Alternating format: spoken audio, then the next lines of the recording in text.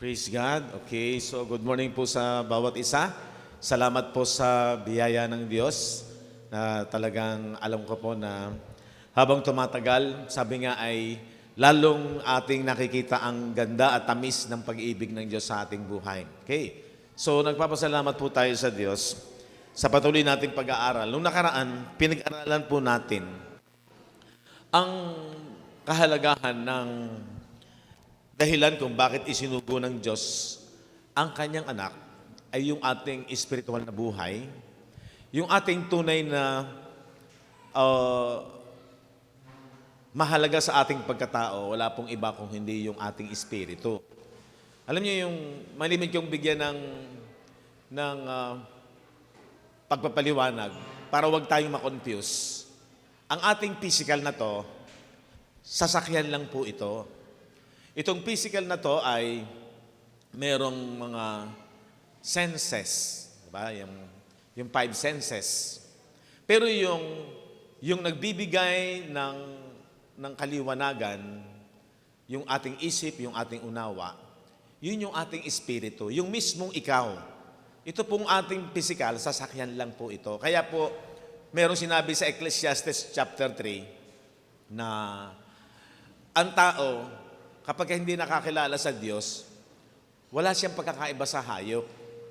Ang hayop, nabuhay, nakain, natutulog, pero pagkatapos nun, mamamatay din. Tapos wala na, hanggang doon lang. Ang tao po, wala pong pagkakaiba sa hayop kung walang pagkaunawa sa layunin ng Diyos, sa kanyang espiritu, sa kanyang taong panloob. Ang kaibahan sa atin, itong ating espiritu, alam niyo naman na yun ang malaking kaibahan natin sa hayop. Pero huwag nating ihalin tulad na yung buhay natin ay magiging kagaya rin lamang sa hayop. Na buhay, kumain sa lupang ito, pagkatapos ay mamamatay. Diba? Merong hayop na naging masagana ang buhay, may nag-alagang mayaman, meron namang hayop na pag-alagala lamang, pero iisa rin lamang ang kahahantungan. Pagdating ng araw, pareho din silang mamamatay. Kuha po ninyo? Ganyan din ang tao. Ang tao, kapag talagang wala sa Panginoon, merong masagana ang buhay, meron namang hikahos sa buhay. Iba't iba ang level ng buhay. Pero alam nyo, iisa lang ang patutunguhan nila. Merong taong napakasama, meron namang taong normal lang ang mabuting tao pero nagkakamali din pero mamamatay din. Pero kung parehong wala sila kay Kristo, pareho lang silang uuwi sa eternal death. So sana maunawaan natin ito kung bakit napakahalaga nung ating journey, nung ating pananambahan at ang tunay na pagsamba po, yung tinatanggap mo ang salita ng Diyos. Hindi lamang po yung pag-awit. Pangalawang bagay lang po yan eh. Ang pinakatalagang mataas na antas ng pagsamba, yung sinasabi sa John 4:24, sasambahin ninyo ang Diyos sa Espiritu at sa katotohanan. At ano yon? God is a Spirit, and they that worship Him must worship Him in Spirit and in truth.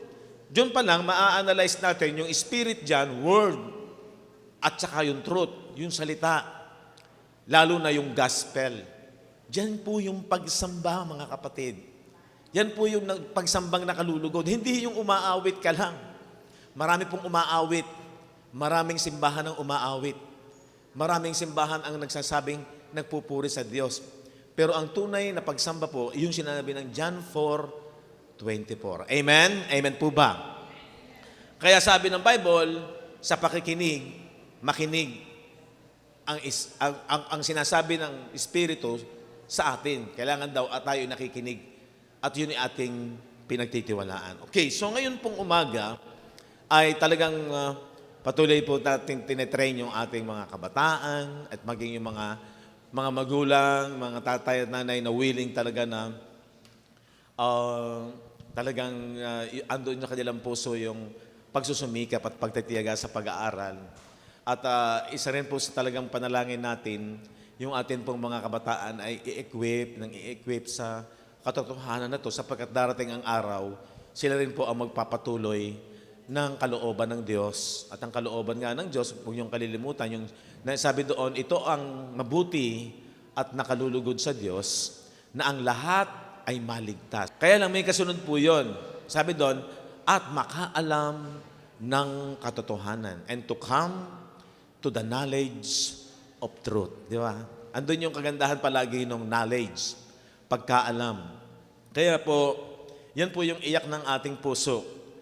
Nakita rin lamang natin ang liwanag ng katotohanan ng Ebanghelyo ng Panginoon, talagang sabi nga, lubos-lubusin na natin sapagkat ito yung pinakakayamanan na masusumpungan ng tao at kakaunti nga lamang ang lubusang nakakaunawa nito dahil marami po, ang takbo ay parang ang flow po ay sa relihiyong pananampalatayang pamamaraan. Pero ito po yung ating ipinagpapasalamat sa Diyos na tayo po ay lubusang pang patuloy na makatutok talaga sa salita ng Diyos. Ayan. So, yun po. At muli ko pong uulitin yung sinasabi ng Bible na tanggapin natin ang salita ng Diyos, hindi kagaya ng salita ng tao, kung hindi kagaya ng salita ng Diyos. At tinatawagan ko na po yung ating naging tagapagpasalita ngayong umaga. Walang iba po kundi si Doktora Ella Elazigi. Yan, good morning po sa ating lahat, yung mga nandito at mga nakikinig online. Kagaya nga po ng sabi ni Pastor, dun sa journey natin ngayon, kokoonte yung nakakaintindi or nakakaalam nung journey na tinatahak natin ngayon. Kaya sa totoo lang po, nahirapan akong humanap ng topic.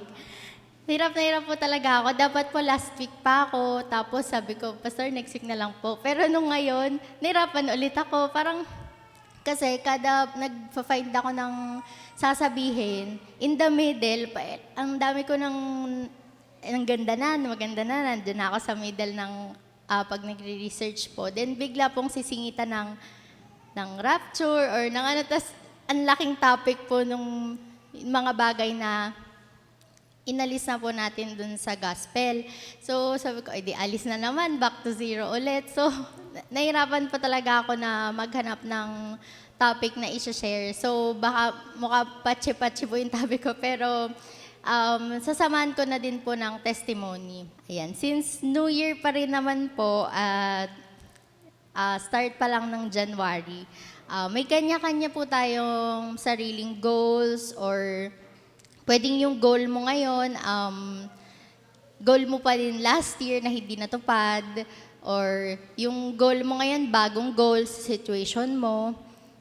Pero ayun, may kanya-kanya po tayong goal bilang kung nasan kang part ng buhay mo ngayon, if sa career, if nag-aalaga ng baby, or kung saan man, if nag-aaral ka. So, may kanya-kanyang goal o gusto mo ngayong year, ganito yung ma-achieve mo, 'di ba? Ayun. At sabi po dito, kagaya po ng New Year, si Jesus po nagbibigay ng new beginning. Ang examples po ay sa mga story katulad po na nila Zaccheo at ni Matthew na dating tax collectors. Binigyan sila ng new beginning or parang new life from dun sa dati nilang life na tinatahak nila. And before, yung mga ibang disciples or apostles, fishermen, pero naging fishermen of men, di ba? Sabi po sa 2 Corinthians 5:17, kagaya nung lagi po nating binabanggit na paulit-ulit, therefore, if any man be in Christ, he is a new creature. All things are passed away. Behold, all things are become new. So, ayun po. So, sa mundong ito, ini-encourage daw po tayo na mag-strive hard to achieve a new you. Hindi naman po masama, 'di ba? Since nasa world nga po tayo, kailangan din natin mag-work hard para sa mga bagay na kinakailangan natin dito sa mundong ito, sa lupa. Pero spiritually, kagaya po yung dinidiscuss natin every week, yung difference ng physical and spiritual, di ba? So, malaking difference siya. kung sa physical world, kailangan nating mag-strive, syempre, para makakain, o para makuha mo yung mga gusto mo, para makapunta ka sa mga gusto mong puntahan, para makapag-provide sa family.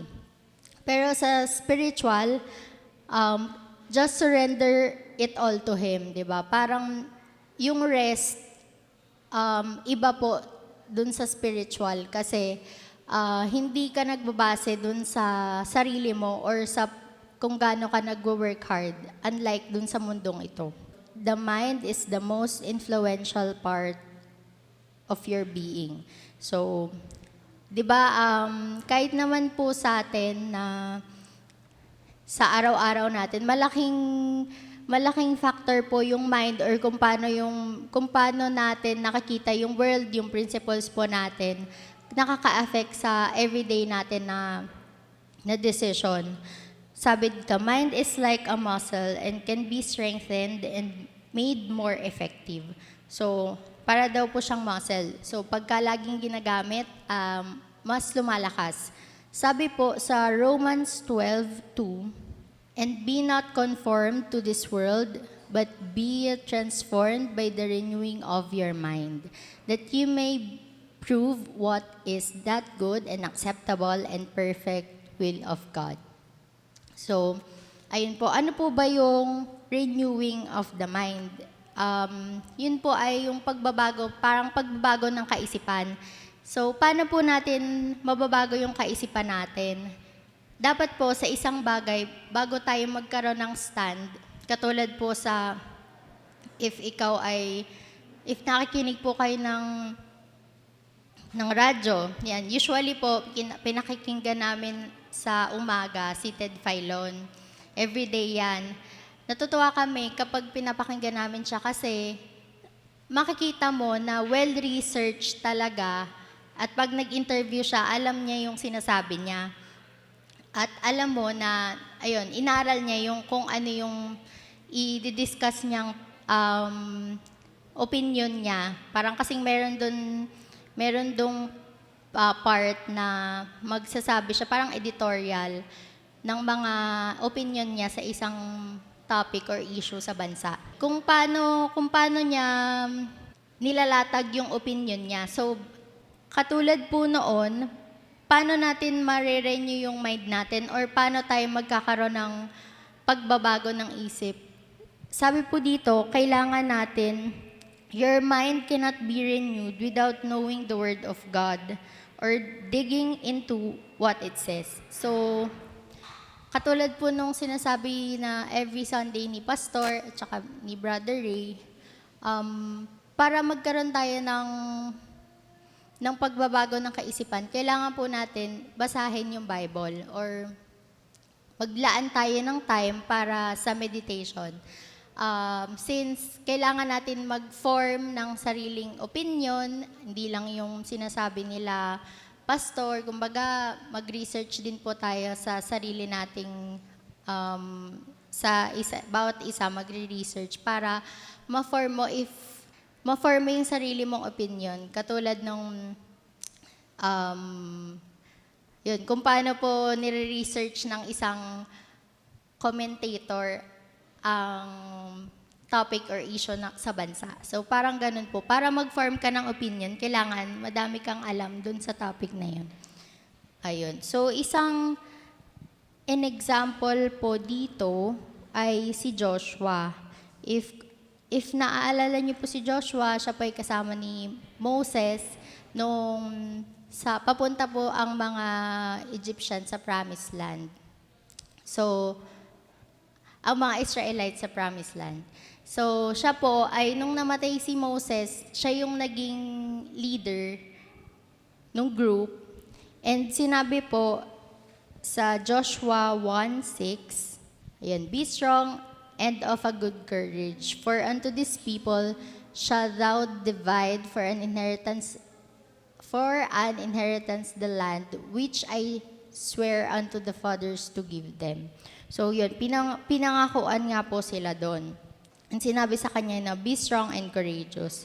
So, dun po, parang from bilang assistant, parang i-promote siya bilang leader, di ba? So, doon pa lang din po, kailangan niya din ng renewing ng kanyang pag-iisip or kung paano niya binago yung pag-iisip niya na hindi lang ako hanggang dito.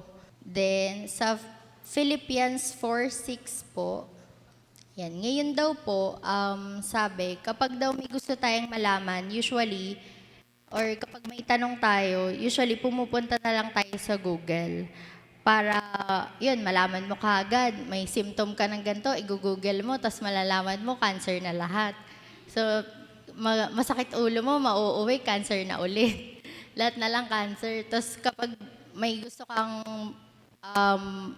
i-assemble or malaman na kung paano to gawin, di ba nagre-research po tayo sa Google. So, yun. Pero hindi po lahat na research sa Google, di ba? Hindi naman lahat maibibigay ng internet. So, kagaya po dyan, sabi nga po, be careful for nothing, but in everything by prayer and supplication with thanksgiving, let your requests be made known unto God. So, sa mga part po na hindi natin literally masa-search sa Google, usually, inire-relay po natin yon kay God. So, yung sa mga prayers po natin, di ba? Sabi po dyan, pray about everything. Kagaya din po ng topic ko last week sa mga sa mga kabataan. Kung paano yung prayer po ay ginagamit as communication natin kay God na hindi lang siya para humingi or may mga parts po yun, di ba? Yung mga Thanksgiving, sabi dun yung sa Acts, di ba po? And meron dun part na dito, confession. So, yung comment ko po about dun sa confession, sinabi ko sa kanila na pwede yun palitan ng reflection. Since, yun nga po, nandito din tayo sa mundong ito, yung part na confession, instead na humihingi tayo ng patawad or ng salvation dahil sa mga ginawa natin, sabi ko sa kanila, yung sa reflection, pwede na lang i-recall yung mga ginawa nila dito na sa tingin nila pwede lang baguhin. So, yun, sa prayer, for me, mas maganda rin if may reflection or nakikita mo or pinipinpoint mo sa sarili mo or sinasabi mo din kay God, inaamin mo kung ano yung part na hindi ka naging maganda yung reaction mo. Sabi po dito, we don't want to stay where we are. We want to make progress and God wants to be involved in our future. Sabi po sa Ephesians 2:10, for we are His workmanship, created in Christ Jesus unto good works, which God had before ordained that we should walk in them. So, yun po yung plano ni God para sa atin. Nasa sa atin na lang kung lalakaran natin yun. So, sana po sa taong 2024, yung vision po natin or yung goals po natin, isama natin yung church or yung spiritually po. Pwedeng personal goal, pwedeng may goal kayo para sa church na gusto nyong i-relay. Yun, sana isama natin since hindi lang din naman sa physical tayo nabubuhay. Sana meron tayong sariling improvement spiritually. Ayun, may mga pagkakataong hindi natin na-gets si God kung saan tayo nililid. Minsan, God is telling you something na mapapatanong ka. So, sa mga ganun po, since we are a community sa church, mas maganda po if mayroong godly counsel. Kung sino po yung mga pwedeng leaders or mapagtatanungan, si pastor. So yun, sa 2024 sana po isama natin yung church sa ating mga goals. Ang lagi po naming tinatopic sa Banlik or dun sa Thursday group namin, parang yung recurring na di-discuss namin since yun, kapag nga po Thursday, para lagi kaming nag-iikutan, tinatanong namin sa bawat isa kung ano yung naituro or nabago ng Grace sa kanila or sa amin. Ayun po, gusto kong i-share sa inyo kung ano yung nabago ng Grace sa akin. Grace taught me the true character of God. So, kahit naman po before, alam nating mapagmahal si Lord, pero hindi natin alam yung extent ng love niya. Yung totoong kung hanggang saan or gaano kalawak, hindi natin alam.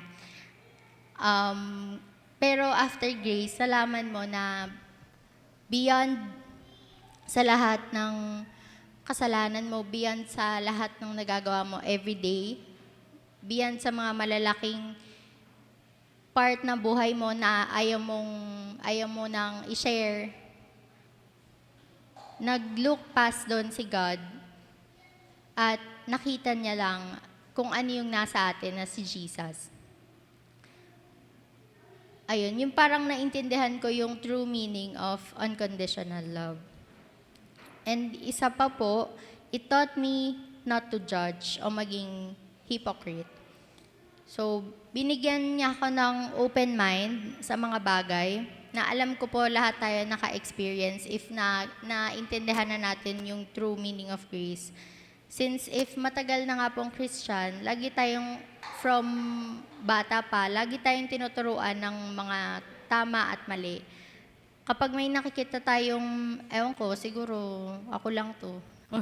Kapag may nakita tayong mali sa iba, minsan parang na-off or nagagamit against them before. So, kahit sa kung gaano nila yung before, kahit sa kung gaano nila pinapakita yung faith nila or kung gaano sila ka-passionate sa serving God, parang nagiging basehan siya kung gaano tayo ka-qualified for heaven. Na ngayon, na nalaman na natin na wala nang weight yung mga yon or bearing sa mata ng Diyos. If napanood niyo po yun, kasi ito topic ko din sana sa fellowship, yung may TikTok video ng para siyang group of ministers na may isa na umalis yata sa church, ganun, and na-judge na siya na parang nag-backslide na daw, ganun-ganyan. Kung mapapanood niyo po yung video, makikita niyo para siyang binubuli at ang sama po panoorin.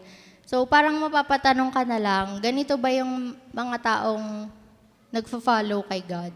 Na ito ba yung gustong ipakita ng church? Ito ba yung gusto ipakita ng community? So, gusto ko siya i-relate po sa story ng prodigal son.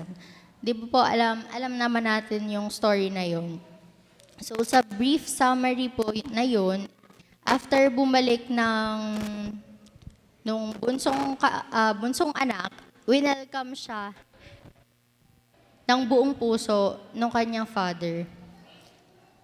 And yun, dun sa dalawang na yun, pwede po natin i-compare yung younger and older son. Sabi po sa Luke 15:28, the older brother was angry and wouldn't go in. His father came out and begged him. His father said to him, "Look, dear son, you have always stayed by me, and everything I have is yours. We have to celebrate this happy day, for your brother was dead and has come back to life. He was lost, but now he is found." So, parang ang nireklamo ng older son, di ba sabi niya, nandito, hindi ako umalis sa'yo, pero nung bumalik yung isa, pinaghanda pa at pinag-celebrate. Pero nakikita nga po dun yung extent ng love ni God na hindi ko fully naintindihan before. So, ayun, kahit anong nagawa mo, saan ka galing, hindi nawawala yung love ng Panginoon sa atin, kagaya ng hindi nawala yung love ng kanyang father dun sa prodigal son. Ayun, kagaya sa story, pagbalik mo, sasalubungin ka niya, parang iniintay ka na niya ng matagal, tatanggapin ka niya ng buong buo regardless kung ano yung mga nagawa mo in the past. sa Luke 15, 1 to 2.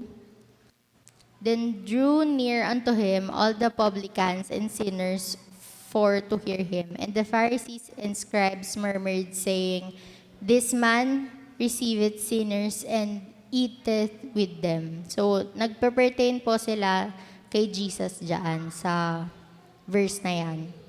Tax collectors and other notorious sinners often came and listened to Jesus teach. This made the Pharisees and teachers of religious law complained that he was associating with such sinful people and even eating with them. So, yun po, nagpa-pertain pa din kung paano nakikisalamuha si Jesus sa mga sinners. So, makikita natin doon talaga yung extent ng love. Kasi hindi niya hinihiwalay yung sarili niya sa atin or sa mga sinners. Yun, sa mga tao na hindi maganda yung ginagawa ng panahon na yun, nakikisalamuha siya. And yung mga Pharisees, nagbubulungan sila and sinasabi nila, bakit to nakikisama? Bakit siya nakikikain kasama niya? If sinasabi niyang siya si God. Sana ma-identify natin yung sarili natin doon. Kasi may dalawa po. Pwedeng sinner ka and you're aware na broken ka, alam mong nagkasala ka, at alam mo na yun yung ginawa ni Jesus para sa'yo. Or yung isa po ay yung Pharisees na proud sila ng ability nila na maging good person and mag-follow ng rules. Ayun, parang makikita yung comparison na gusto mo na lang ba maging sinners or maging hypocrite. Ayun, kung titingnan po sa labas, parang mas okay na nagpa-follow ka ng rules or kung ano yung katulad ng mga Pharisees. Though, doon tayo mag-focus sa pagiging hypocrite sila. Mataas ang tingin nila sa sarili, acting if na hindi sila nagkakasala. Pero, sabi nga po sa Romans 3:23, For all have sinned and come short of the glory of God. So, then 24 po, being justified freely by His grace through the redemption that is in Jesus Christ. So, sa lahat po, lahat tayo nagkasala kung ano mang katayuan natin sa mundong ito, di ba? Ikaw man ay active sa church or na pariwar, lahat tayo nagkasala. Lahat naman tayo may nagawa na hindi tayo proud or hindi sunod sa will ni God before or sa teachings niya. Kaya tayo din, wala tayong karapatan na man-judge sa mga naniligaw kasi tayo din naman ay lost at hinanap lang ng Panginoon. Ayun, gusto ko po as Christians, maging goal natin ay maging as accepting as possible. Na no judgment, katulad nga po ng ginawa ni Lord dun sa isang tupa na naligaw. In-accept niya, iniwan niya yung 99 at hinanap niya yung isa na yun. Lastly po, isa po sa nakita kong ginawa ng grace sa akin na hindi ko pa nakita before. It helped me handle grief. Siguro po, if hindi ko pa alam yung grace nung panahon na nawala si nanay, feeling ko ibang-iba yung reaction ko sa naging reaction ko nung panahon na yon. At extremes of emotion, I still chose to be peaceful. Siguro po, if hindi ko fully alam yung truth, baka possible na question ko si God, baka matagal akong parang self-guilt, nagsisisi, or mag-reflect dun sa sarili mo, parang titingnan mo kung ano yung may nagawa ka bang mali, bakit nangyari yun sa'yo. Yun. Kagaya nga po ng isa pa po, kasi isang bago po sa ngayong taon sa akin, na nag-CI or clinical instructor po ako sa isang Adventist school. And nakita ko po yung malaking difference na experience ko talaga. Kasi yung orientation ko, ang pinaka-topic, nakita nila yung hikaw ko. Tapos nakita nila yung mga tattoo ko. So, nagulat ako, nakala ko sa students lang siya na applicable. Kasi kahit naman nung student ako, may mga hikaw na ako eh. Tinatanggal ko lang tapos binabalik ko nung sa LPU pa po. Pero akala ko pag ano ka na, prof ka na or CI instructor ka na, wala nang masyadong rules. So nagulat ako nung inorient ako, pinatanggal yung accessories, yung hikaw, pati necklace. Tapos ni-request nila sa akin na mag-long sleeves. Ayun. So, doon, sa mga part na yon nakikita ko kung gaano na kalong yung way natin or gaano nakalayo yung journey natin as na nagde-delve sa grace or dun sa totoong meaning ng gospel. Kasi, ayun, dun sa mga ganong bagay, medyo na windang lang ako. Nagulat ako na may ganun pa pala. Pero ayun, pinagpapasalamat ko kay Lord na binigyan niya ako ng mga ganong opportunity na na bago, na may makakasalamuha ka, na opportunity din to share, di ba? Pag syempre, doon, mostly ng topic na ay may relate or sabi nila, nung nalaman nila na born again, hindi naman daw masyadong malayo sa pinaniniwalaan nila. Pero for me, malayo na yung naging journey natin at yung kung ano yung pinaniniwalaan natin. Ayan, yan lang po. Maraming salamat po.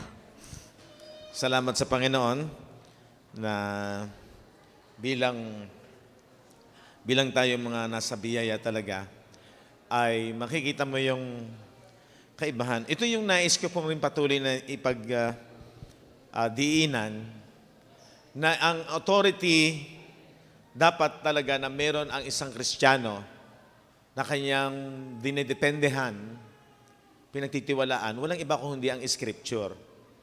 Kaya nga, tayo po ay talagang nag-aaral kasi ibine-base talaga natin, doon tayo humuhugot kung ano yung ating pinaniniwalaan. At ang pinakamaganda sa isang Kristiyano, dapat ganito, para tayo lalong maging matatag. Meron kang word na kapanatagan. Pag sinabing kapanatagan, hindi ka na masyadong balisa o takot, wala kang inaalala, kaya meron kang kapanatagan. Confidence, kumpiyansa, na dahil itong sinabi ng salita ng Diyos, I don't care, wala akong pakialam kung ano ang sinasabi ng iba, wala akong pakialam kung ang majority hindi umaayon sa akin. So dapat meron tayong stand. Yung sinasabing, wala akong pakialam. Kasi ang isang krisis sa isang talagang open sa learning, sa isang naghahanap talaga ng katotohanan. At yan ay makikita mo sa Bible, maging sa panahon ng mga first century believers. Kasi during yung first century believers, ang mga mananampalataya, kakaunti. Kakaunti talaga, hindi majority. Ang tanong, paano yun? Dahil kakaunti ang papabor sa'yo. Asan ang kumpiyansa mo? Asan yung kapanatagan mo? Doon ba sa ano mo ba is kung ikaw ay papaboran ng ibang tao? Bilang tao, kaya papasok ulit tayo doon sa sinasabi na dalawang bahagi ng ating pagkatao. Dalawang bahagi ng ating pagkaalam. Kaalamang espiritual, kaalamang aspeto ng pisikal sa buhay sa lupang ito. Kasi nga, nagiging maliwanag habang nag-aaral ka ng salita ng Diyos, na nung ikaw ay naging anak ng Diyos, nagkaroon ka ng dalawang pagkatao. Isang taong panlupa, which is itong ating outward man, at isang taong panloob, which is yung ating spiritual na buhay. At ang pinahalagahan talaga, ang pinaka-agenda ng Diyos, ayon din sa journey ng pagre-research natin sa banal na kasulatan, na walang iba kung hindi yung inward man, yung ating espiritu, na kung saan yun ang kanyang iniligtas, na kung saan yun ang kanyang pinalaya sa kasalanan. Kaya pag malinaw sa iyo ang gospel o ang ebanghelyo ng Panginoong Jesucristo, yung katubusan, kaligtasan na ginawa ng Panginoon, nakapokus lang yun sa winasak niya ang kasalanan. 1 John, he that committed sin is of the devil, for the devil sinned from the beginning. For this purpose, the Son of God was manifested. Ang anak daw ng Diyos ay nahayag, kaya si Kristo ay ibinigay sa atin, ay that He might destroy the works of the devil, para wasakin niya. Pag wasak na, hindi wala na siyang power, wala na siyang kapangyarihan. That He might destroy the works of the devil. Ay, sino ba yung devil dyan? Ito nga yung isang malaking problema. Ang journey ng karamihang simbahan ay cosmic being, ang devil. But sa gospel, sangayon sa ating pag-aaral, kung kayo nakasusubaybay ng maliwanag, ang devil na winasak ay yung sin in the flesh. Yung kasalanan na nasa salaman ng tao. Ang linaw naman yan. Na pinag-aralan natin yung sinasabi ng Romans 7, 18, and 19, pakitingnan natin. Na yung tao na pinananahanan ng kasalanan, di ba? Merong sin as a noun. Pagkatapos, nung dumating yung law, nagbigay ng buhay doon sa kasalanan, kaya nagkaroon dahil ang proseso ng law is 100%, ang sinamang gustong tuparin ang lahat ng hinihingi ng kautusan, datapwat bumagsak ka sa isa, failed in one point, you are guilty of all. Bagbagsak ka sa lahat. Kaya yung proseso na ganapin, hindi kaya. Kaya lagi ang tao ay ito yung verb, yung transgression, yung pagsaway. Sang-ayon sa 1 John chapter 3:4, for sin is the transgression of the law. As long as there is a law, merong transgression ang tao. And then, ang bunga niyan ay kamatayan. Dapat maging familiar sa isipan natin ito Ang kahalagahan nito, itong kombinasyon na to. Kasi lumalabas, yan yung devil. Yan yung power of darkness na ikibinagsak ng tao. For I know that in me, sabi ni Pablo, that is in my flesh, sa aking laman, sa ating laman, dwelleth no good thing. Ibig sabihin, hindi dumatahan ng mabuti. Ano yung, pag hindi tumatahan yung mabuti, masama. Ano yung masama? Yun yung evil. For to will is present with me, ang pagnanasa na matupad ko yung mabuti na sinasabi ng kautusan ay nasa akin, but how to perform, pero ang ganapin, ang sinasabing mabuti, I find not, hindi ko magawa. Di ba? Bigo ang tao, alipin siya ng sin in the flesh. Nung dumating yung law, nagkaroon siya ng violation dahil ang proseso ng law, 100%. Kaya hindi niya magawa. Ano sabi ng 19? For the good that I do not. Yung daw mabuti na gusto kong gawin, hindi ko magawa. Ito yung malinaw. But the evil, yung masama. Nasaan ang evil? Hello, nasaan ang evil? Nasa flesh.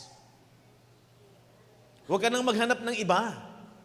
Ang problema sa katuroang tradisyonal, yun yung kalakarang paniniwala ng majority church. Dahil hindi masyadong nakadepende sa salita ng Diyos. Ang evil ay cosmic being. Ang kaaway ay cosmic being. Ang kaaway, nasa tao na. Nasa laman niya. Yan yung dinestroy, winasak ni Jesus. Kasi kaya ako nililinaw po ito, makikita nyo, tapos na yung issue ng kasalanan. Pero ang majority ng maraming simbahan, meron pang bisa ang kasalanan. Meron pang bisa ang evil. Kaya yung sinasabi ni Doktora, bakit tayo nung araw at bakit marami hanggang ngayon, judgmental pa rin, palahatol pa rin. Pagka mayroong palahatol, nabubuhay pa rin kasi sila sa power of sin dahil hindi nila naiintindihan na wala na ang mga believer kay Christ ay hindi na under the law. Malaking issue ba yan? Malaking liwanag ba yan? Yes. Ngayon, asan ang kapanatagan mo? Hindi majority naniniwala dito, pero sinasabi ng Scripture. Gusto ko po kayong dalhin na magkaroon kayo ng kapanatagan kung ano ang sinasabi ng Scripture. Hindi yung sinasabi ng majority. Ang problema lang kung mag-i-stand ka. Na wala akong pakialam kahit anong sabihin ng marami, basta ang kapanatagan ko, pag sinabi ng Diyos, yun ang totoo. Pag sinabi ng Scripture, pag sinabi ng ginawa ni Jesus sa krus ng Kalbaryo, kung ano yung talagang bisa, at ang sabi ng ating binasa, He came to destroy the works of the devil. Ito yung works of the devil. Ito yung power of darkness. Kung bakit ang tao ay nagpunta sa kadiliman ng kaisipan. Yung walang liwanag ng Ebanghelyo. Pinauulit-ulit ko po kung bakit kinakailangan magliwanag ang Ebanghelyo. Ang Ebanghelyo, yung aral ng katotohanan, Ephesians 1:13. Tingnan ninyo. Balikan natin uli. In whom you also trusted, ano yung pinagtiwalaan natin? Bago ka nagtiwala, after you heard the word of truth. Pagkatapos mong mapakinggan, o mabasa, o maunawaan, ang salita ng katotohanan. Asan ang salita ng katotohanan? Nasa Bible. Scripture. After you heard the word of truth, hindi yung turo ng relihiyon. Hindi yung turo ng karamihan. Kailangan yung turo ng Bible. Kaya napaka-importante nung nagbabasa, nag-aaral, nagre-research. Kaya noong panahon ng mga first century believers, kakaunti ang nananampalataya, pagkatapos, masyadong napaka-influensya pa nung religion system that time, lalo na yung mga Pariseo at mga Eskriba, because meron silang backup ng government ng Roman Empire, sila mayaman. Sila ang may favor sa mga business, sa mga pangkabuhayan, at yung mga believers that time, persecuted na, hamak pa. Hamak. Kaya sila yung naging picture of Lazarus. Sino yun si Lazarus? Yung mahirap. Yun po yung kalalagayan ng mga believers that time. Kaya natin maiintindihan na yung mayaman, nire-represent po yun ng mga ruling class na mayroong influence, favor sa Roman government. Kaya noon, nagkakaunti ang nag-i-stand. At meron pang mga backslide. Kasi malabo pa ang gospel. May mga nanlalamig dahil ang tindi ng persecution. Tapos yung pangkabuhayan pa nila, bagsak. Pero ang encouragement lang sa kanila is, kaya nga si Paul lagi sinasabi, for to me to live is Christ, and to die is gain. Bakit nila sinasabi yon? Papatayin talaga ang mga Kristiyano that time. Pero ang pagpapalakas ng loob is winner ka pa rin. At may kapakinabangan ka pa rin. Kasi nga, eternal ang kingdom of God. Di ba? Kaya sa ating panahon ngayon, parang ganito pa rin. Kasi nga ang laban, majority, ay marami pa rin, hindi masyadong nagre-research ng katotohanan ng Bible. Sabi diyan, after you heard the word of truth, ano yung word of truth? The gospel of your salvation. Di ba? Ano ba yung gospel? Saan ba nakapaloob yung gospel? Dito, laging nakapokus tayo sa ginawa ni Jesus sa krus ng Kalbaryo. Yan yung gospel. Dito niya winasak ang devil. Ito yon. Paano niya winasak? Di ba sabi diyan, after you heard the word of truth, the gospel of your salvation, kaligtasan. Anong naligtas? Physical ba? Hindi. Kailangan malinaw sa atin kung ano talaga iniligtas. Yung ating inward man, yun yung namatay.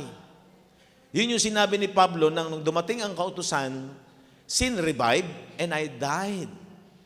Ako'y namatay. Yung inward man. Yun din yung kahalintulad sa Genesis. Na nung dumating yung law, yung pagkain ng knowledge of good and evil, sabi doon, sa oras na kanin nyo yan, mamamatay kayo. So ang namatay, yung inward man, yung espiritu. So yun ang concern ng Diyos. Kailangan yung espiritu na namatay, mabuhay, maborn again. Kaya po yung raise up, yung nabuhay, isinilang na muli. Kasi ang isang bata na isinisilang, nagkakaroon ng bagong buhay. Kaya yung sa oras naman ng palataya, ang isang tao, kahit anong edad niya, at nagkaroon siya ng liwanag ng kaligtasan, ng gospel, born again siya. Yun ang tunay na born again. Born in the Spirit. Paano na born again? Tinanggap niya yung gospel. Ephesians 1:13. After you believe, you were sealed with that Holy Spirit of promise. Ang nagbibigay ng buhay, yung Espiritu Santo. Sa pamamagitan ng word, salita, Spirit, word of truth. Yung small letter S, Spirit of truth, word of truth. Ano yun? Nakapokus saan? Sa gospel. Dito. Kaya sa gospel, winasak niya yung sin. Paano winasak yung sin sa krus ng Kalbaryo? Basahin natin yung Romans chapter 8, verse 3. For what the law could not do, yung hindi magawa ng law, ayan, napasunurin ang tao. Bakit hindi magawa? Kasi ang proseso gawing lahat. Hindi magawa ng tao yon. Laging bagsak ang tao, laging sinner. For what the law could not do, ang hindi magawa ng kautusan, in that it was weak through the flesh, dahil sa kahinaan nung outward man ng tao, dahil merong sin in the flesh. Ano sabi diyan? Ano solusyon? God sending His own Son in the likeness of sinful flesh. Nung isinugo ng ama ang kanyang anak sa anyo ng makasalanang laman. Pag sinabing sa anyo ng makasalanang laman, sinful flesh, doon na nirepresent ni Jesus na ang lahat ng tao ay merong sinful flesh. Yung kanyang katawan, yung kanyang flesh, nirepresent niya ang buong sangkatauhan, yung bawat isa sa atin. Lahat, para sa lahat po yan, lahat ng tao. Ang magbe-benefits lang yan, yung nakaintindi, yung nakinig ng nangyari kay Jesus na ginawa sa krus at tinanggap at paniniwalaan. Yun lang at nanampalataya, sealed with the Holy Spirit of promise. Ngayon, yung Holy Spirit, ang sabi ng Bible, nalimutan ko yung verse, kung saan naroon ang Espiritu ng Diyos, andun ang kalayaan. Where the Spirit of the Lord is, there is freedom. Ano yung kalayaan doon? Sa kasalanan. Kasi ang issue, yung kasalanan ng hadlang. Meron tayong magandang patutunguhan dito, maintindihan nyo lang ito. Magiging masaya kayo pag talagang inunawa nyo to.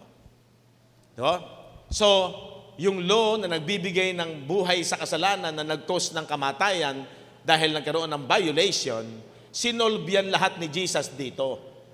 Kung bakit siya ay naging sinful flesh, hindi naman siya sinful. Ang sabi ng 2 Corinthians chapter 5, verse 21, tingnan ninyo. Siya na walang kasalanan, for He had made Him to be sin for us, ay naging kasalanan. Who knew no sin? Wala siyang kasalanan. Yung siya lamang, makinig kayo magaling, siya lamang ang naging tao, naging flesh. Pag sinabing nagkatawang tao, nagkaroon ng katawang physical, flesh. Siya lamang ang walang sinful nature. Ang lahat ng tao, ang sabi ng Psalms 51:5, sa sinapupunan pa lamang, pinaglilihi pa lamang ng ina, sabi ng Psalms 51:5, meron ng kasalanan sa flesh. Nabubuo pa lamang yung bata, yung kanyang laman, doon sa sinapupunan ng ina, dala-dala na niya yung sin in the flesh. Okay? Pero si Jesus, nung nabuo sa sinapupunan ni Mary, dahil walang naging contact ng tao, lalaki at babae, kung hindi ang sabi ng Bible, tinan niyo sabi ng Scripture, ang dinadala mo sa iyong sinapupunan ay sa Espiritu Santo. Walang naganap na natural contact si Mary. Kaya wala siyang sin. Si Jesus ay walang sin in the flesh. Totoo yun. For He had made Him to be sin. Pero, nung siya'y nasa krus na, kahit siya'y walang sinful flesh, naging sinful flesh siya. Makasalanang laman. Anong dahilan? Para i-represent ang mga makasalanang tao. Lahat tayo. Pag naintindihan nyo to, yung sinasabi na Doktora Ella na hindi tayo dapat maging judgmental, maiintindihan ninyo. Kasi lahat ng tao, kahit mabait, bagsak sa paningin ng Diyos, lahat may sinful flesh at bagsak lahat. Kasi alipin ang tao sa kasalanan. Diba? Romans 7:12 and 14. Yan. We know that the law is spiritual, but I am carnal, sold under sin. Sapagkat nalalaman natin na ang kautusan ay sa espiritu, spiritual, ngunit ako'y sa laman, karnal, na ipinagbili sa ilalim ng kasalanan. Pag sinabing ipinagbili, alipin, sold under sin. Wala tayong kakayanang makawala sa power nung laman, lalo na nung dumating yung law. Kaya dito, maintindihan nyo, lahat yan, pinalaya tayo. Pinalaya tayo. Sa gospel. Kaya nga, inuulit-ulit yung ituro ito eh. Ang kailangan lang, nakapokus ka, unawain mo talaga, intindihin mo talaga, at magiging maliwanag sa isipan mo yan. Di ba? Balik tayo sa Romans 8:3. Ipapakita ko sa inyo na dito, pinalaya tayo. For what the law could not do, in that it was weak through the flesh, yung hindi magawa ng kautusan dahil mahina ang tao, mayroon sa kanyang sa laman niya. Ano solusyon? God sending His own Son in the likeness of sinful flesh. So maliwanag na sa inyo yun. Siya'y walang sinful flesh, pero naging sinful flesh during the time nung siya'y ipinako sa krus noong 30 AD, naging sinful flesh siya doon sa krus. Nirepresent ang tao. And for sin. Para saan? Para dito. For sin. Yung nananahang kasalanan sa laman. Ano sabi doon? Para sa kasalanan, for sin, condemned, hinatulan, sin, ito raw, in the flesh. Sa flesh ni Jesus. Yan. Kinondemn. Pag sinabing kinondemn, hinatulan. Winasak, tinapos. Kaya yung kanyang laman, nagkaluray-luray. Condemned, sin in the flesh. Tapos na ba yung sin in the flesh? Yes. Dito sa krus. Kaya ito, finish. Condemned na kasi eh. It is, doon yung sumigaw po siya ng it is finished, napakasarap sa pandinig pag naiintindihan mo yan. Nung sumigaw si Jesus na it is finished, dapat nagpapalakpakan tayo doon, dapat naglulundagan, daig mo pa tumama sa loto, daig nyo pa yung taong bilyonaryo. Kahit na siya bilyonaryo, kung hindi naman niya naiintindihan yung gospel, pero kahit ikaw ay pangkaraniwan lang ang buhay, pero naintindihan mo yan, mapalad ka. blessed ka. Yung sinasabi ng Ephesians 1:3, pinagpala na tayo, blessed na, ng lahat ng pagpapalang espiritual. Ang kaligayahan mo, pag maliwanag sa isipan mo, andun yung confidence mo. No matter what, kahit masabihin nilang, hindi ganun ang kanilang paniniwala, huwag kang matatangay, huwag kang manlulupaypay or masisira ang pananampalataya. Ang stand mo, kung ano sinasabi ng Scripture, andun ang iyong kapanatagan. Humanda ka na nga lamang kung ano sabihin sa'yo. Kakaiba naman kayo. Di ba? Kasi nga, majority, hindi ganyan. Ang stand ng mga believers talaga, it is written, nasusulat. Kaya pag ikaw hindi nagbabasa ng Bible, anong masasabi mo? Anong stand mo? Sabi ni Pastor dapat yung sinabi ni Pastor, nakikita mo according to the Scripture, nasusulat. Kaya meron kang kapanatagan. Kahit na minsan meron pang ibang mga pastor na magsabi na mali kayo, stand mo pa rin nyo kasi malinaw sa'yo, maliwanag sa'yo ang bisa ng ginawa ni Jesus. Kasi marami naman kasi hindi talaga nakapokus sa, hindi talagang binusisi ng magaling ang Bible. Search. Kailangan sinasaliksik talaga ng gusto.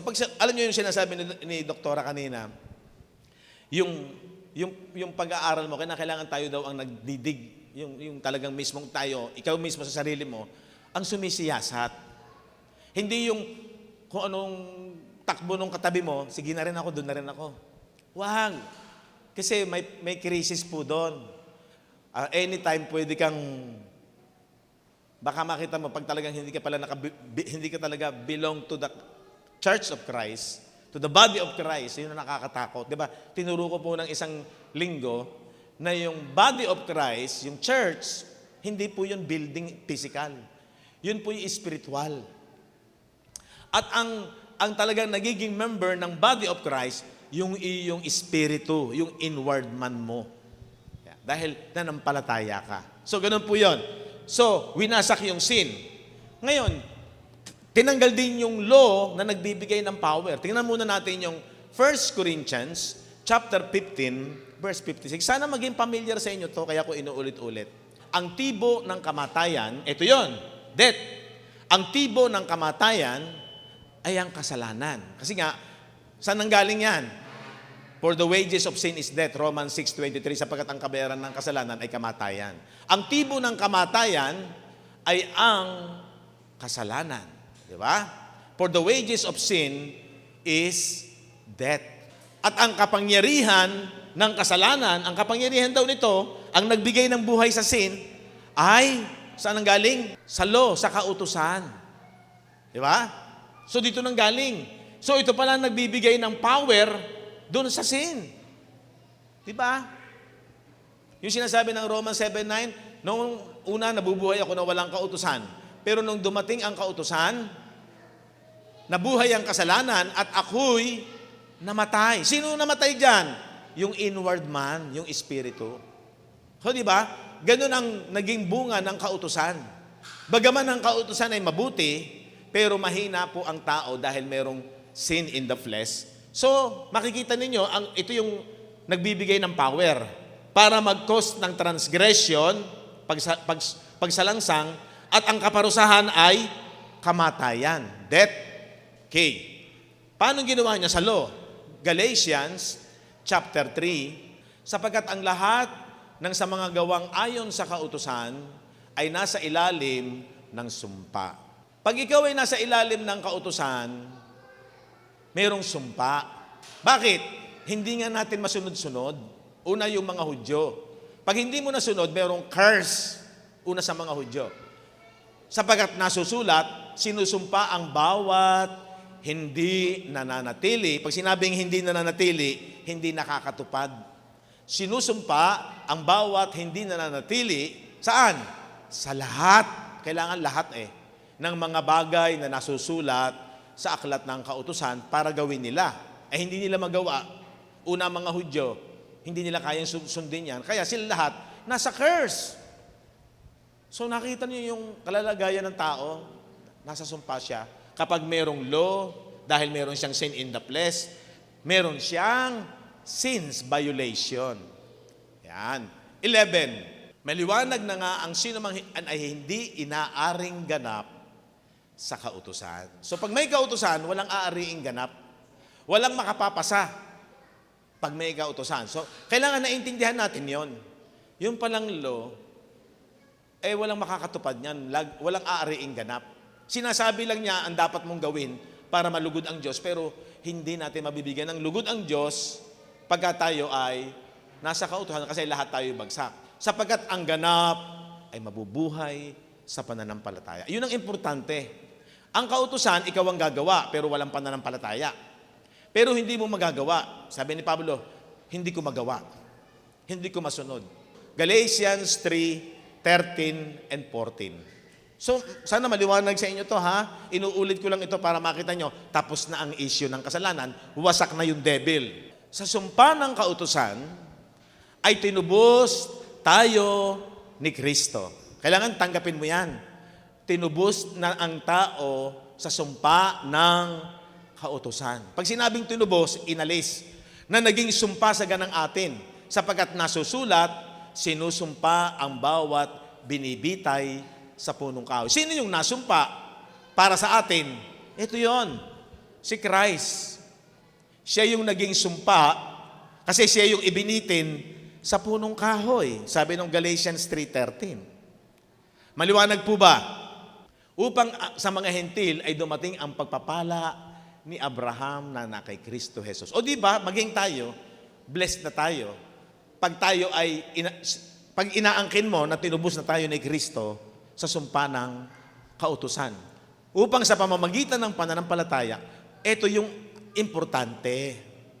Yung ikaw ay manampalataya dito sa ginawa ni Jesus.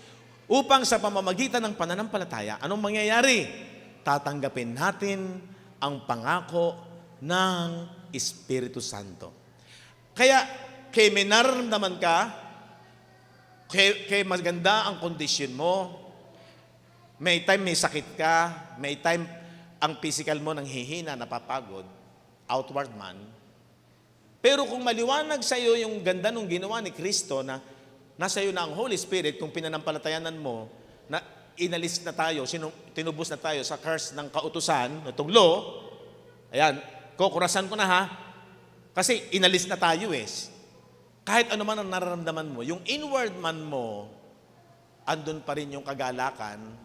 May problema man, walang problema, ano man ang level ng buhay mo, may kasaganaan man, minsan ay may crisis, mananatili yung joy in the Holy Ghost. Kasi ang Holy Spirit nasa iyo na. Amen? Pastor, hindi ko nararamdaman. Hindi mo kailangang maramdaman. Ang kailangan mo, nag-stand ka sa Scripture. Amen po ba? Nag-stand ka sa kung ano yung sinasabi ng salita na yun. Andun ang kapanatagan mo. Kahit pa ikaw ay ordinaryong tao, hindi ka pastor, hindi ka nagpa-fasting ng 40 araw, talaga namang hindi naman kayang mag-fasting ng makaramihan. hindi ka man nakakagawa yung outward man mo ay nakakasunod ng 100%, talaga walang makakasunod talaga. Mabuti na nga lang sa ginawa ni Jesus sa krus ng Kalbaryo, siya na yung gumawa para sa atin. Okay. So tapos na yon. Bakit? Romans 8:4. Basahin niyo. Upang ang kahilingan ng kautusan, ano yung kahilingan ng kautusan? Tuparin mo lahat. Hindi natin kayang tuparin, pero natupad sa atin na hindi nagsisilakad ayon sa laman. Pag sinabing ayon sa laman, pinag-aralan natin yan nung nakaraan. Hindi sa paraan ng tao. Hindi ayon sa sinasabi ng kautusan. Yung law is flesh. Bibigyan ko kayo ng verse para mag-agree kayo na yung law flesh. Galatians chapter 3, 1 and 2. O mga mangmang na taga-Galasya, sinong mga nagsigayuma sa inyo sa harapan ng inyong mga mata, si Jesucristo ay napako sa krus, ay maliwanag na inihayag. Verse 2. Ito lamang ang ibig kong malaman sa inyo. Tinanggap ba ninyo ang Espiritu, Holy Spirit, sa pamamagitan ng ayon sa kautusan? Pasin ninyo, yung kautusan o sa pamamagitan ng pakikinig tungkol sa pananampalataya.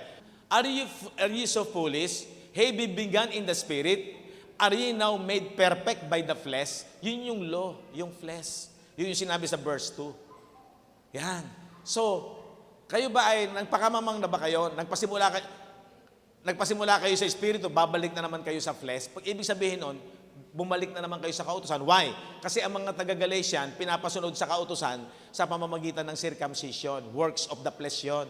Circumcision, works of the flesh. Kaya, mapapansin ninyo na ikaw, pag ikaw ay nasa Panginoon, in the Spirit ka na. Wala ka na sa law. Ang law, flesh.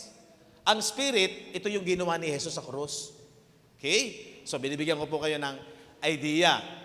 So, balik tayo. Romans 8:4. Yan. Upang ang kahilingan ng kautusan ay matupad sa atin na hindi nagsisilakad ayon sa laman. So, yung laman dyan, yun yung law. Kung hindi ayon, saan? Sa Espiritu. Ayan. So, malinaw po yan na yung requirement ng law nito natupad sa tao, sa believer, sa sumampalataya, sa ginawa ni Kristo Jesus. Bakit? Tinapos na niya tayo sa law, pinulfill niya yan, para tayo ay maging parang sumunod na rin sa kautusan dahil yung requirement nun, ginawa ni Kristo Jesus sa bawat mananampalataya. Okay, so malinaw po yan. Ngayon, kung tayo po ay wala na sa sin, sa law, wala ka na rin ibabiolate. Romans, sapagkat ang kasalanan ay hindi na makapaghahari sa inyo. Bakit? Sapagkat wala na kayo sa ilalim ng kautusan kung hindi nasa ilalim ng biyaya.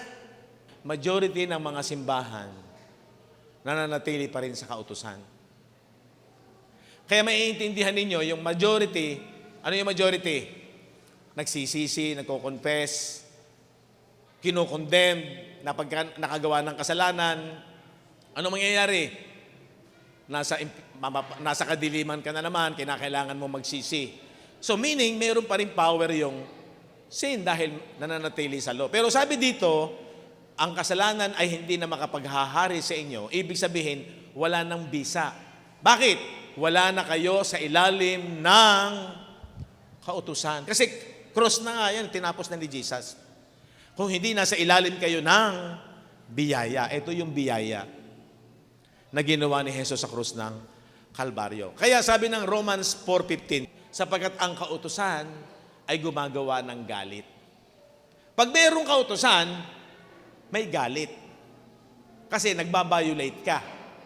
Pero kung saan walang kautusan, wala ring, anong wala na? Pagsalangsang. Mga kapatid, sa biyaya ng Diyos, sa ginawa ni Jesus sa krus ng Kalbaryo, sa ating journey, tapos na ang kasalanan. Kasi winasak na ni Jesus yan. Huwag niyong iwawala sa inyong isipan niya. Diyan dapat ka maging masaya.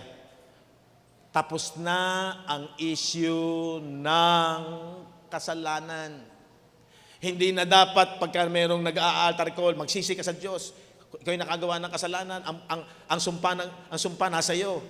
Kaya ka naghihirap, kaya ka nagkakasakit. No, hindi na po totoo yun. Tapos na yung issue ng kasalanan. Sa gospel ni Christ, yung binasa natin, He came to destroy the works of the devil. Ito po yun. Wala ka nang itatransgress, sabi ng Romans 4:15. Wala nang galit ang Diyos kung wala nang kautusan, wala ka nang sinasalangsang. In the sight of God. Bakit? Dahil legit ito sa mata ng Diyos. Pero sa mata ng tao na hindi nakakaintindi, hindi maliwanag sa kanila yung bisa ng ginawa ni Jesus sa krus ng Kalbaryo. Dito ka magiging masaya. Mga kapatid, dito ka magiging masaya. Hindi yung saya mo, yung sa komedyanteng preacher. Hindi doon ang saya mo. Hindi ang saya mo dahil ang saya natin.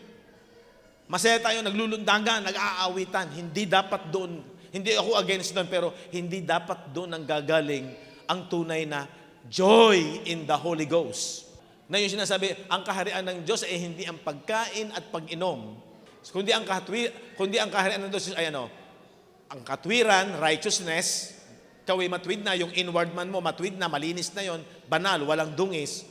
At ang kapayapaan, pag sinabi pong kapayapaan, hindi na galit.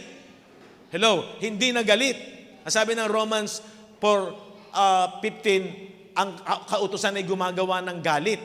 Pero inalis na ng Diyos ang law na nagbibigay ng galit dahil wala ka nang sasalangsangin. So meron ka ng kapayapaan sa Diyos.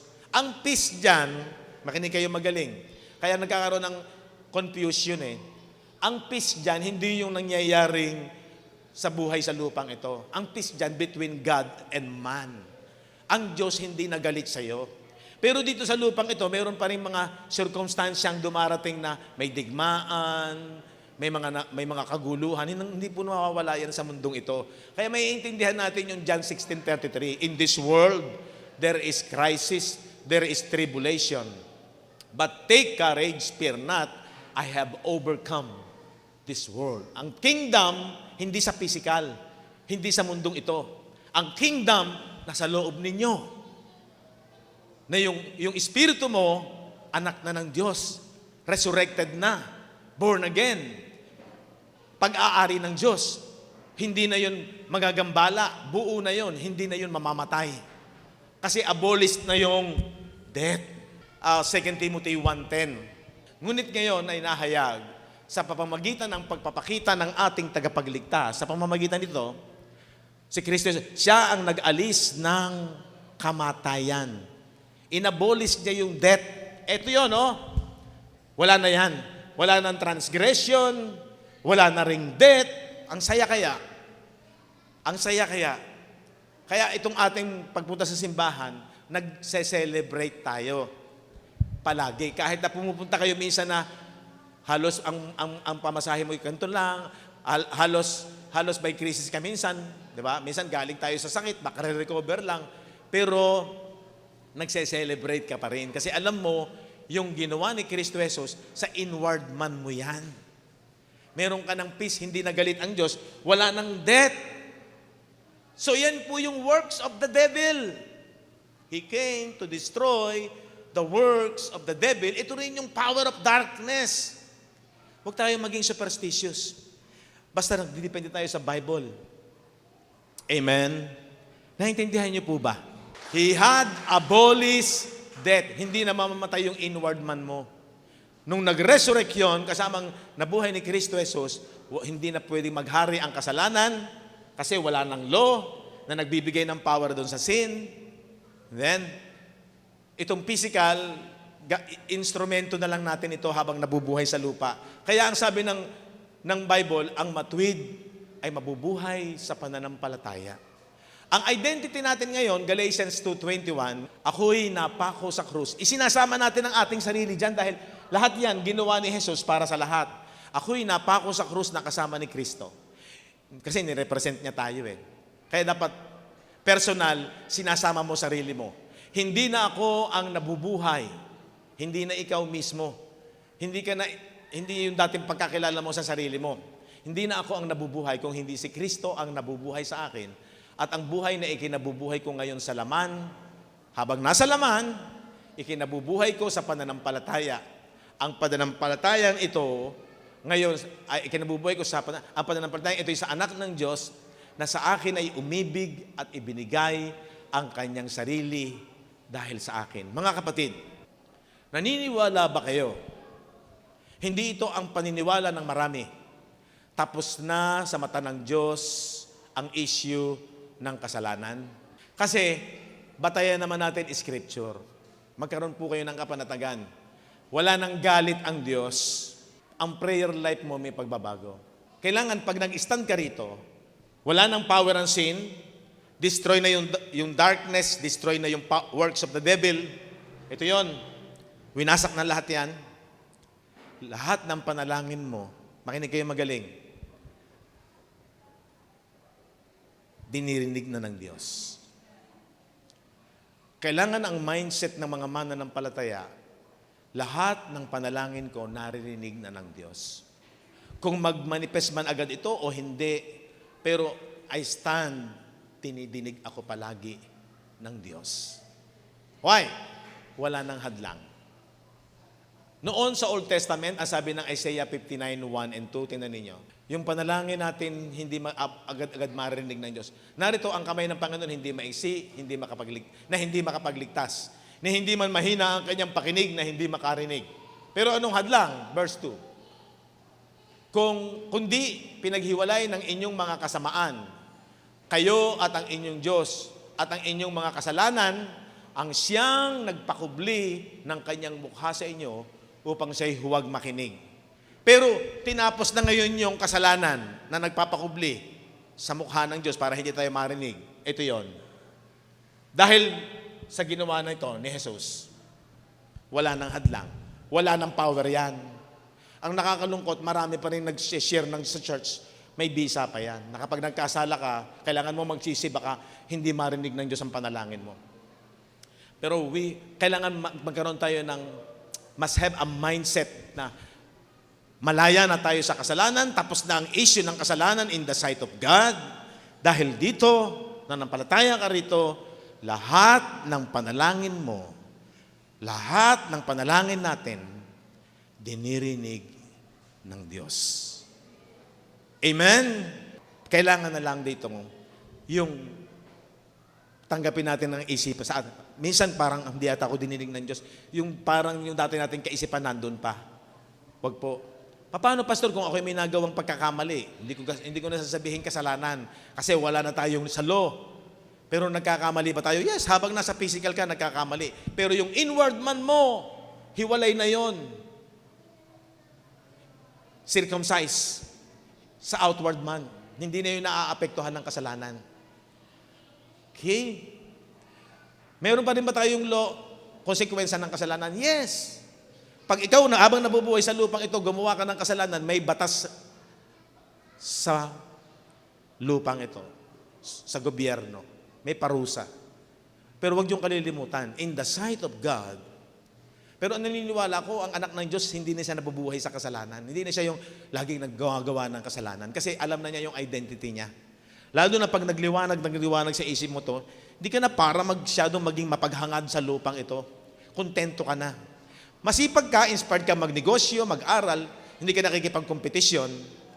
Kasi hawak na ng Diyos ang buhay mo. Para yung paksa natin nakaraan. Basta ikaw ay nanampalataya kay Kristo, kahit na merong death threat, kahit na merong decision na dapat ay mamatay ka, pero kagaya ni Peter, hanggat gusto pa ng Diyos na mabuhay siya, may himala ng Diyos sa buhay ng mga mananampalataya. Personal tayong may mararanasang himala sa buhay sa lupa. Ulitin ko po, kailangan magkaroon tayo ng mindset, very powerful ang panalangin ng bawat mananampalataya. Wala nang hadlang. Makinig po kayo magaling. Hindi po masama yung tayo ay magpanalanginan. Mas makapangyarihan pa po yung talagang tayo ay sama-samang nananalangin. Pero in time na malayo ka, nag-iisa ka, ibang parang kailangan mapatungan ako ng kamay ni Pastor para no need na po. No need na po. Dahil anytime po, kasama po ninyo ang Diyos, lahat ng oras, nasa inyo ang presence ng Diyos. Lagi kayong dinirinig ng Diyos. Pero kung kinakailangan po na sama niyo po ako sa panalangin, pero wag mong mamaliitin ang sarili mo. Lagi kang didinig ng Diyos. Pero powerful po pag tayo ay sama-samang nananalangin, lalong-lalo na for the sake of the ministry ng gospel. Amen? Amen?